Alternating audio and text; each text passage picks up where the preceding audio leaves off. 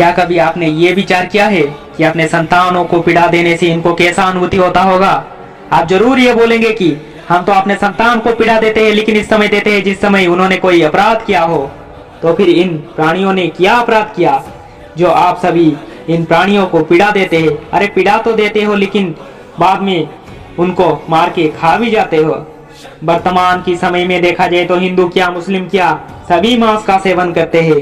एक तरफ देखा जाए तो माँ अपनी संतान को बहुत लाड़ प्यार देता है, लेकिन दूसरी तरफ वे माँ अपना संतान की खुदा को शांत करने के लिए और एक माँ की बच्चा का कटा हुआ शरीर परोस के अपना संतान को खाने के लिए देता है। अरे माँ वो होता है जो अपनी संतान को ये ज्ञान दे कि ईश्वर ने सभी को जीने का अधिकार दिया है। संसार में हर कोई प्राणी का जीवन उसके लिए बहुत महत्वपूर्ण है। भगवान श्री कृष्ण ने भी ये साफ कहा है गीता में, समग्र संसार में अगर कोई बड़ा पाप है तो वो है प्राणी का हत्या।